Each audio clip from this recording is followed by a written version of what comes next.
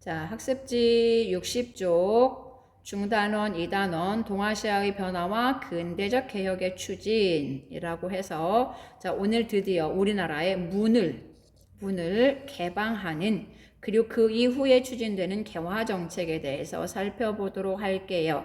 자, 이 개화 정책에 이르기까지의 지금 개화파의 흐름을 이렇게 해서 이미 표로 만들어 놨는데 이거를 지금부터 하나씩 구체적으로 살펴보도록 할게요. 자, 먼저 첫 번째 북학파부터 살펴봐야 되겠죠?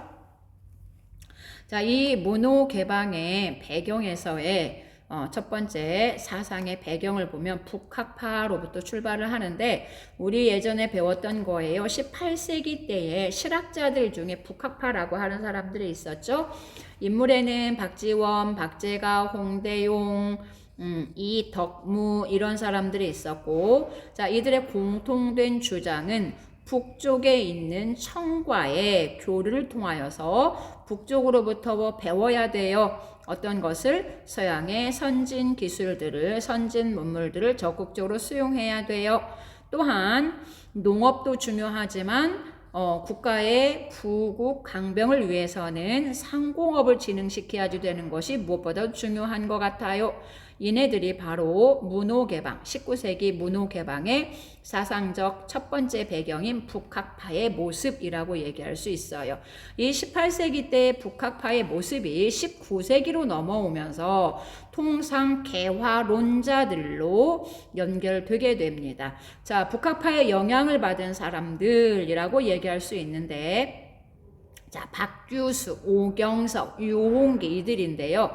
자, 특히 이 박규수라고 하는 사람은 아까 북학파에 박지원 있는데 박지원의 손자이기도 해요. 그래서 어려서부터 아무래도 할아버지의 어떤 영향도 많이 받았겠고 그 다음에 본인 스스로가 청에 사절단을 끌고 자주 가게 되면서 청나라의 모습을 살피게 되었고 그러면서 그때 당시 청나라에서 진행되고 있던 서양의 것을 배우는데 힘쓰자라고 하는 양무운동을 보게 되면서 우리도 청이 저러는데 우리도 해야 되지 않겠어? 라고 하는 것이 바로 박규수라고 하는 사람의 주장에서 서양과 통상을 해야 돼요. 그래서 여기서 상이라는 것은 바로 장사상자, 바로 무역을 하자라는 얘기겠죠. 그래서 그들과 무역을 하고 교역을 하고 그 다음에 문을 열어서 그들처럼 되자라고 하는 것이 바로 통상개화론자들인데 자, 이 박규수가 이렇게 청나라에 갔었는데 그 사절단에 대한 통역을 위해서 역관으로서 동행하였던 사람이 바로 오경석이라고 하는 사람이고 그래서 오경석은 청나라에서 서양의 발전된 문물을 접하게 되고 그 다음에 이런 세계 지도들을 접하게 되면서 중국과는 비교가 안 되는 굉장히 넓은 세상이 이렇게 있구나 라고 하는 것을 보게 되면서 충격을 받게 되고 문호개방의 필요성을 느끼게 돼요. 그리고 이 오경석은 친구였던 유홍기에게 이런 것들을 전하면서 유홍기도 또한 통상개화론자들로 합류하게 된답니다. 자, 여기 보면 오경석의 아들이 자기 아버지에 대해서 기록해 놓은 글인데요. 아버지는 역관이야. 자주 중국에 왕래를 했어. 그 다음에 가장 친한 친구인 의관 유홍기라는 분에게 중국에서 가져온 이러이러한 것들을 전해주었어. 라고 하는 이런 글들을 통해서 오경석으로부터 유홍기에게 이런 서양의 발전된 것들, 서양의 서적들이 전달되었다라는 것을 알게 되고 알 수 있고 그리고 이렇게 해서 박규수와 오경석과 유홍기와 같은 이런 통상 개화론자들이 이렇게 개화파로 연결되는 것을 볼 수 있어요. 자, 지금부터 하는 것은 문호개방의 배경이에요. 문호개방의 배경, 개항의 배경을 지금부터 살펴보는데 이렇게 세 가지 1번, 2번, 3번 세 가지가 있네요. 자, 첫 번째 우리나라에서 1870년대 때 통상 개화론이 대두되었고요. 바로 이 통상 개화론자들이었던 특히 유홍기에 의해서 여기에 있는 김옥균이라든지 박영효라든지 이런 양반가의 자제들이 또한 개화파로 성장하게 돼요. 유홍기가 중인이지만 이런 김옥균이라든지 박용효와 같은 명문가의 자제를 제자로 두게 되는데 이것은 박교수의 영향이라고 얘기할 수 있는데 박교수가 본인의 집을 오픈을 하고 거기에서 이런 통상개화론에 대한 것들을 서로가 나누게 되면서 유홍기와 이런 젊은 명문가의 자제들이 접하게 되고 그러나 박교수가 연로했기 때문에 먼저 세상을 뜨고 이 유홍기에 의해서 명문가의 자제들이 개화파로 성장하게 된답니다. 자, 그래서 이들에 의해서 개화 정책이 추진되는 거고요. 그 다음에 두 번째, 강력한 통상수교 거부 정책을 펼치고 있었던 흥선대원군이 집권 10년 만에 물러나고 고종이 친정하게 되면서 통상수교 거부 정책은 완화되게 됩니다. 그 다음에 세 번째, 일본이 조선과의 새로운 외교관계를 형성하고자 하는데 일본은 이때 메이지 유신을 거쳐서 근대화되어 가고 있거든요. 그래서 이들도 역시 전체주의로서 밖으로 지금 제국주의로서 밖으로 나갈 생각을 하고 먼저 조선에 새로운 외교관계를 맺자라고 외교문서를 복원하게 되는데 이때는 흥선대원군이 집권하고 있을 때였고 흥선대원군은 메이지 정부의 천황이라고 하는 이 단어에 강한 거부 반응을 보이게 되고 그렇게 해서 이 외교 관계는 실패가 되고 그랬더니 일본은 한반도를 정벌하자라고 하는 침략론이 대두되게 되면서 드디어 우리나라의 개항의 배경으로 자리 잡게 된답니다. 자, 드디어 개항하게 되는 조약인 강화도 조약을 살펴보는데요. 강화도 조약의 정식 명칭은 조선과 일본이 수교를 맺는 호는 좋아하다 하는 호자예요. 그래서 수교하고 같은 걸로 보면 되고요. 자, 조선과 일본이 수교를 맺는 조약이라고 하는 거고요. 1876년 조일수 조규 강화도에서 체결되었기 때문에 강화도 조약이라고도 얘기를 하는데요. 자, 강화도 조약이 체결되는 직접적인 계기는 여기에 있는 것처럼 1년 전에 있었던 바로 운요호 사건입니다. 이 운요호라고 하는 배를 바로 강화 앞바다에 보내서 지도를 먼저 보면 설명할까요? 강화 앞바다에 보내서 여기에 있는 것처럼 여기저기에서 자꾸 왔다 갔다 하니까 우리나라 정부는 병인양요, 신미양요 거쳐온 뒤였기 때문에 외국에 대해서 지금 강하게 통상을 지금 거부하고 있는 상황이잖아요.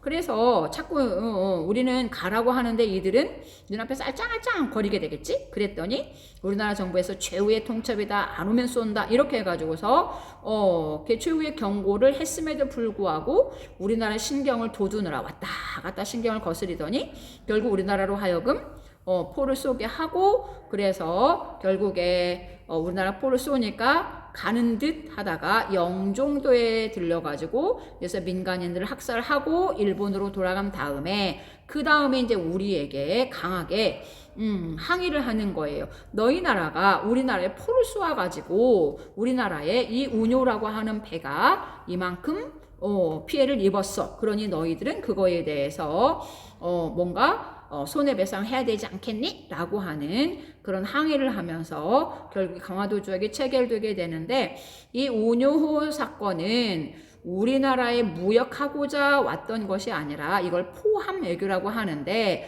함대에 포가 설치되어 있는 이런 이름하여 군함이겠죠. 이걸 보내서 우리나라로 하여금 결국에 굴복하게 하는 이런 식의 것을 포함 외교라고 하는데 미국이 일본을 이렇게 문을 열게 했고 이것을 그대로 우리나라에다가 리바이벌 해서 우리나라의 문을 열게 만드는 이렇게 해서 체결되는 게 바로 강화도 조약인데요.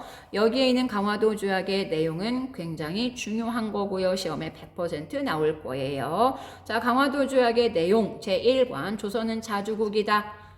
일본과 평등하다. 너무나 당연한 것 같지만 이것은 청나라의 종주권을 배제하고자 하는, 청나라의 간섭을 배제하고자 하는 바로 일본의 전략이라고 얘기할 수 있어요.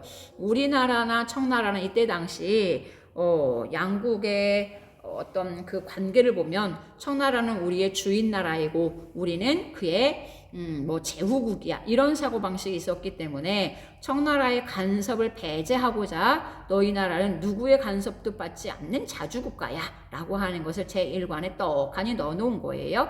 자, 제4관에서는 항구 3개를 열자라고 조항을 넣어놨는데, 자, 부산은 일본과 가장 가깝죠. 그래서 무역을 하기 위한 경제적인 목적을 가지고요. 인천은 서울의 대문이라고 얘기할 수 있겠죠. 그래서 바로 행정의 수도, 행정적인 수도인 정치, 서울을 겨냥한 정치적인 목적. 원산이라고 하는 것은 어디에 있는지 알죠? 자, 우리나라 북쪽을 그려보면 이렇게 해서 우리나라 이렇게 도면이 생겼잖아요. 여기가 바로 원산항이에요. 바로 이 원산항은 이렇게 있는 바로 연해주에서 남하하는 러시아가 우리나라 원산항을 또한 중간 기차역처럼 중간에 배에 에너지를 보충해야 되겠죠? 석탄을 보충해야 되겠죠? 그럼 항구로 이용할 전략이었는데 그것을 러시아의 남하를 막기 위해서 원산을 자기네들에게 열어달라고, 바로 러시아와 맞서기 위한, 군함을 보내기 위한 전략이라고 얘기할 수 있답니다. 자, 그 다음에 조선국의 연해를, 해안가를 일본국의 항해자가 자유롭게 측량하도록 허가한다. 그래서 이거 우리나라 해안을 측량하도록 하는 것은 우리나라의 영토를 침해하는 말도 안 되는 불평등 조약이라고 얘기할 수 있겠죠. 자, 그 다음에 마지막 또 중요한 겁니다. 자, 일본 사람들이 우리나라의 항구에서 범죄를 했을 경우에 로마에 가면 로마법을 따라야 되니까 조선법에 의해서 처벌해야지 됨에도 불구하고 일본국의 관원, 바로 영사관, 일본 영사관의 영사가 재판한다 라고 하는 바로 우리나라의 통치 바뀌다 라고 해서 이거 치외 법권이라고 얘기하죠. 그래서 이것도 역시 불평등적인 모습이라고 얘기할 수 있겠어요. 자, 강화도 조약의 성격을 살펴보면 외국과 맺은 최초의 근대적인 조약이고요. 그 다음에 불평등 조약이라고 얘기할 수 있어요. 자, 강화도 조약의 부속 조약이 2가지가 있는데요. 조일수 조규의 부록. 자, 강화도 조약에서는 조일수 조규에서는 문을 열어 라고 하는 것만 있었는데, 그러면 문을 열어서 어떻게 하느냐라는 것에 대한 구체적인 내용이 여기에 있는데, 첫 번째 거류지 무역이라고 얘기를 해요. 이건 뭐냐? 항구에서부터, 부두에서부터 심리 안에서만 너희는 거류할 수 있어. 쉽게 얘기하면 너희가 거기에서만 생활할 수 있어, 무역할 수 있어 라고 하는 것을 거류지 무역이라고 얘기를 합니다. 자, 그 다음에 개항장에서는 일본 화폐를 사용한다. 우리가 외국에 가면, 일본에 가면 엔화를 사용해야지 되고 미국에 가면 달러를 사용해야 되잖아요. 그런데 일본 화폐를 사용하도록 하는 말도 안 되는 특혜를 허용한 것이 바로 부록에 있어요. 자, 그 다음에 무역에 대한 규칙을 또 하나 만들었는데요. 자, 무역을 함에 있어서는 우리나라에서 곡식을 무제한으로 일본으로 가져갈 수 있어. 그 다음에 일본 수출 상품에 대해서, 수출입 상품에 대해서 관세를 내지 않을 거야 라고 하는 거, 항구 사용료를 내지 않을 거야 라고 하는 무가 들어간 3가지 무역 규칙이 바로 강화도 조약의 부속 조약이라고 얘기할 수 있습니다. 자, 학습지 한 장 넘겨서 그 외에 서구 열강과의 조약 체결을 살펴보도록 할 텐데요. 첫 번째 조약을 체결한 나라가 미국입니다. 82년이니까 지금 1876년 강화도 조약으로부터 6년이 지났네요. 자, 미국과 수교하는 배경을 살펴보면, 자, 제2차 수신사 김홍집이 황준센의 조선 책략을 우리나라 유포했어 라고 하는 건데요. 자, 2년 전 1880년에 일본에 2차 수신사로 김홍지비가 갔거든요. 그랬더니 청나라의 외교관으로서 일본에 와 있었던 황준센이라는 사람이 이런 글을 하나 적어주는 거예요. 너희 나라는 아시아의 요충지야. 그래서 모든 나라가 너희 나라를 욕심내거든. 그 중에 러시아가 아마 가장 강력할 것 같은데 얘를 막으려면 방러하려면 러시아를 방어하려면 자, 중국과 친하게 지내야 돼. 친중. 일본과 맺어야 돼. 결일. 미국과 연합해야 돼. 연미. 이 세 가지가 너희가 살아남을 수 있는 방법이야. 라고 황준센이 얘기를 했어요.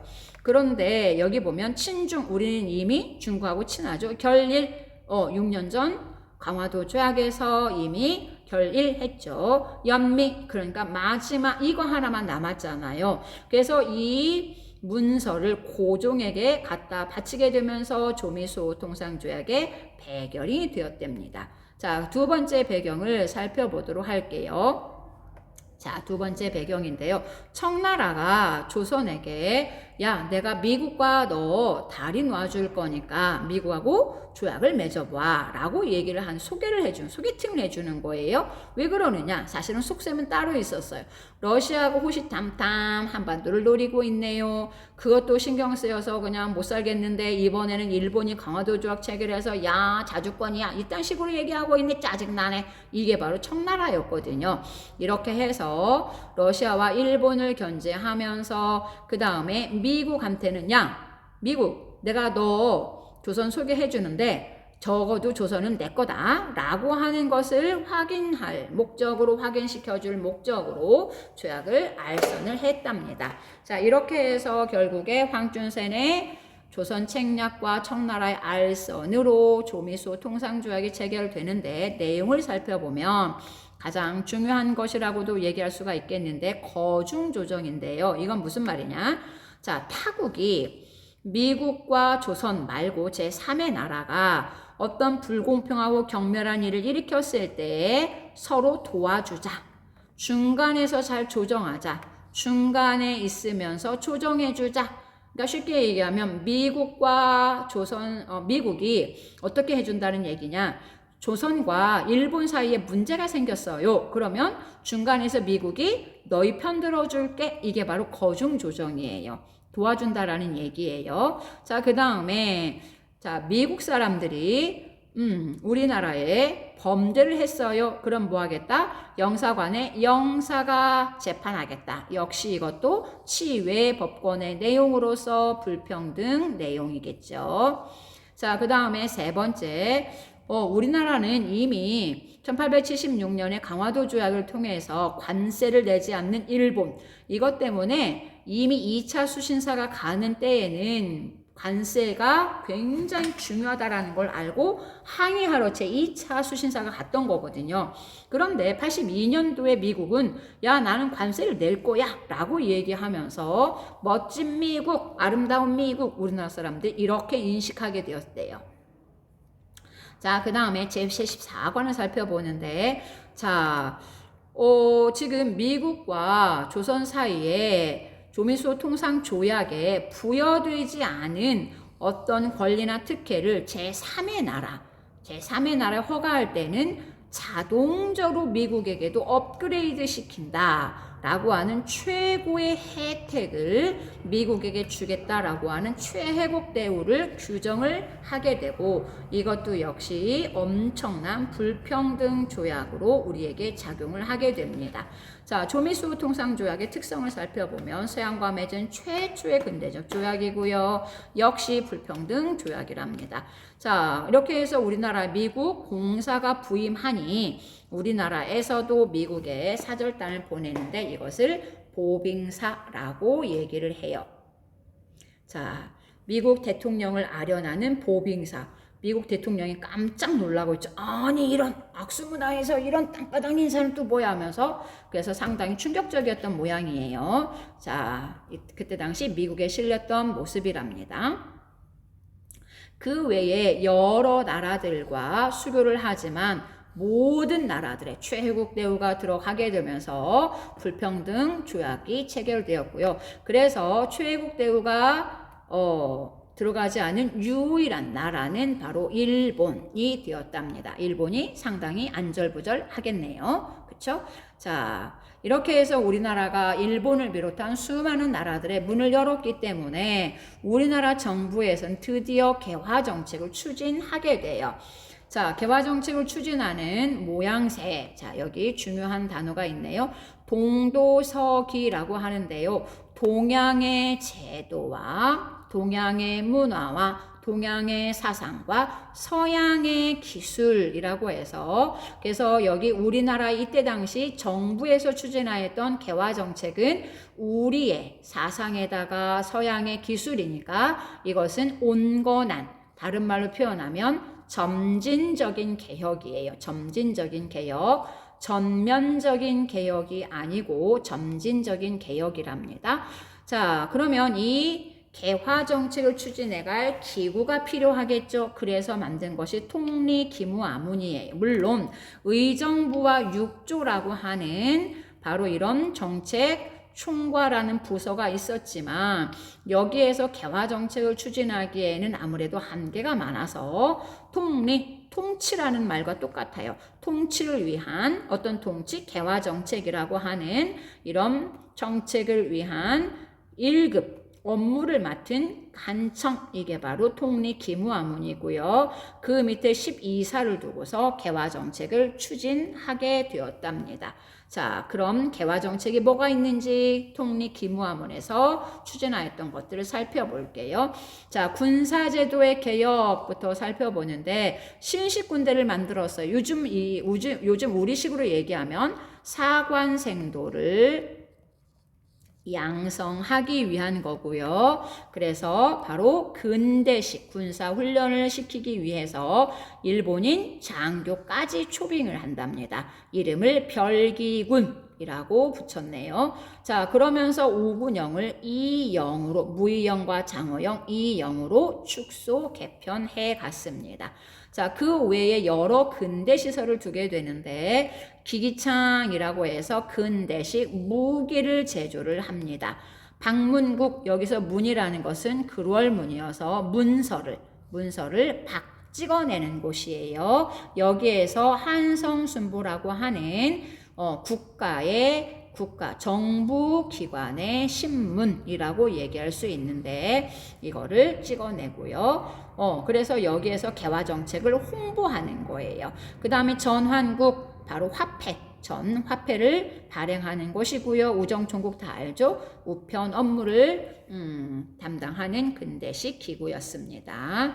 자, 이렇게 하고요. 그 다음에 우리가 개항을 했으니 외교 사절을 보내야 되겠죠. 그래서 강화도 조약 후에 1876년 강화도 조약 후에 답례차 1차로 김기수를 대표로 해서 보내게 됐고요. 그 다음에 2차 김홍집을 파견하게 되는데 아까 지나가면서 얘기했는데 바로 관세가 굉장히 불공평하다라는 걸 항의하기 위해서 2차 사절단으로 김홍집을 일본에 보냈다가 바로 여기에 있는 조선 책략을 들여오면서 조미수 통상조약의 결과로 연결된다고 얘기했죠. 자, 그 다음에 조사시찰단을 파견하게 되는데 드디어 일본의 근대 문물을 가서 배워오기 위해서 보내는 거예요. 수신사라고 하는 것은 어떻게 보면은 강화도 조약 후에 답례차 보냈던 거, 항의하기 위해서 보냈던 거라고 하면, 그러나 어쨌든 수신사가 가서 일본의 근대화된 문물을 보고 왔기 때문에 가서 제대로 한번 보고 와 해서 보낸 게 바로 조사시찰단이에요. 조사하다 할 때 조사가 아니라 조정의 선비들이라는 얘기예요. 그래서 조정의 선비들을 시찰하러 보냈는데 박정량, 어윤중, 홍영식 이런 사람들을 보냈고요. 그런데 개화 반대 여론으로 암행어사 형식으로 보냈다라고 되어 있는데 지금 이게 81년이죠. 자, 여기 2차 김홍집의 조선 책략으로 인해서 바로 여기에 내용이 뭐였나요? 연미였었지. 그치? 친중 결일은 이미 되었고 연미였는데 고종은 러시아를 막는 방법이 연미라고, 와, 기가 막힌 방법이네라고 무릎을 탁 쳤대요. 그래서 이런 기가 막힌 아이디어가 있다라는 걸 전 유생에게 알려라 라고 해서 조선 책략을 전국에다가 유포를 했었고, 그랬더니 수많은 유생들이 벌떼처럼 그런 야만인들하고 수교하라고 말도 안 돼! 이렇게 떠들어댔었고, 그러다 보니까 이런 시찰단을 일본에 보낼 수가 없었던 거예요. 왜? 일본이나 서양이나 다 똑같은 놈이야 이렇게 됐거든. 그래서 몰래 암행어사 형식으로 보냈고, 그리고 나서 돌아온 다음에도 몰래 그래서 보고서만 제출한 형식으로 진행되었다라고 얘기를 해요. 알겠죠? 자, 그 다음에 청나라, 이것은 청나라에 파견한 사절단인데, 청나라에 김윤식을 대표로 해서 유학생을 보내게 돼요. 거기 가서 근대 문물, 특히 근대 무기 제조 기술을 배워오너라. 그런데 근데 무기 제조 기술을 배우려고 하다 보니 수학도 물리도 화학도 머리 아파라고 굉장히 버거워할 때 우리나라에서 1882년에 이무군란이 터지고, 그러면서 굉장히 국가가 어려워지고 재정도 부족하게 되면서 중도에 귀국하게 되고요. 그 결과 근대 무기 제조 기술을 근대 무기를 제조하기 위한 기기창이 설립되었답니다. 자, 그 다음에 이제 보빙사로 들어가게 되는데요. 자, 아까 얘기했던 것처럼 미국과 수교 후에, 조미수 통상조약 후에 미국의 담례차 83년에 보내는 것이 보빙사였고요. 민영이, 홍영식, 육일준 등을 파견하게 되고, 특히 육일준 같은 경우는 한반도로 직접 오지 않고 유럽을 거쳐서 그것들을 자세하게 보고 돌아온 다음에 서유견문이라고 하는 기행문을 작성하게 되었답니다.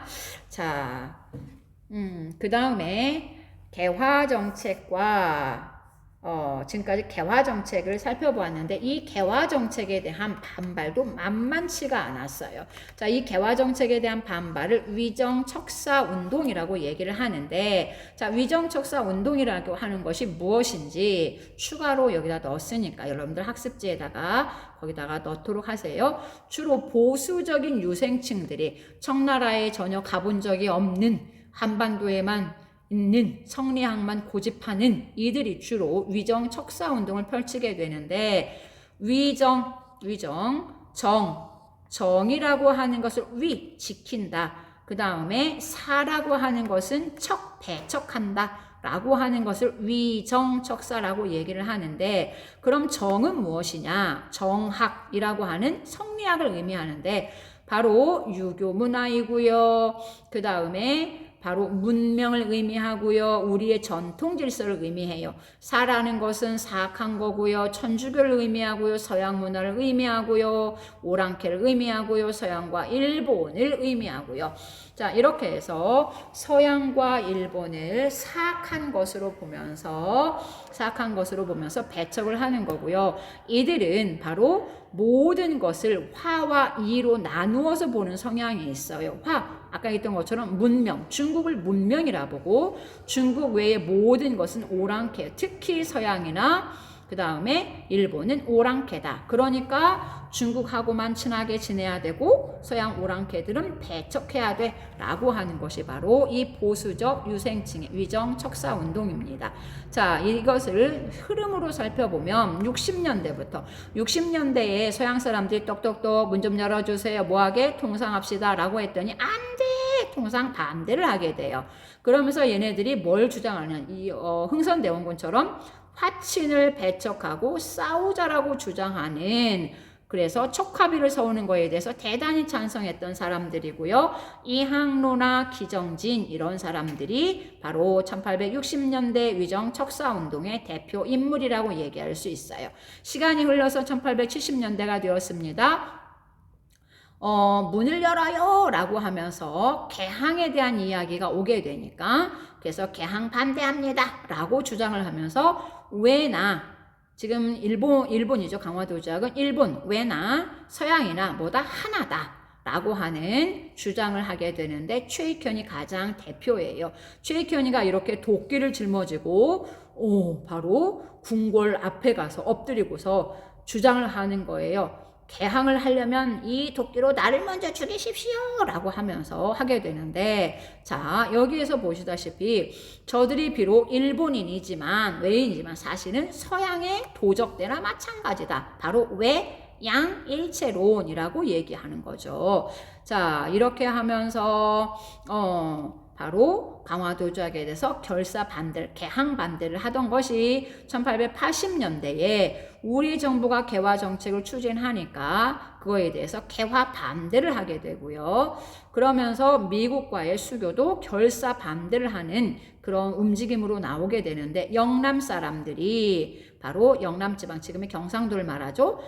수많은 사람들이 상소에 합류하게 되는데, 바로 80년대에 이 개화 반대를 끌어갔던 대표적인 인물은 이만손이나 홍제학과 같은 인물이고요. 자 여기 보면 영남 만인소를 지금 오늘날 재현해 놓은 건데, 와우. 자 여기 보면 폭은 1.11m에 길이가 100m, 엄청나죠? 이 내용은 뭐가 있느냐, 이런 식으로 자 쭉 사람들의 이름이 적혀 있는 거예요. 그래서 유학이라는 것은 바로 유생을 말하는 거예요. 유생, 신하, 누구 이렇게 해서 쭉 수많은 사람들이 요즘 말로 연대, 서명 해 갔다라고 보면 되는 거예요. 자 10년 흘러서 1890년대에 을미사변 명성황후 시해되는 거죠. 나중에 배울 거고요. 을미개혁의 단발령이 공포되니까 항일운동으로 전개되는 것이 위정적사운동의 흐름이라고 얘기할 수 있습니다. 자 여기까지 해서 수업을 마치고 다음 시간에 이모군란과 갑신정변으로 넘어가도록 할게요.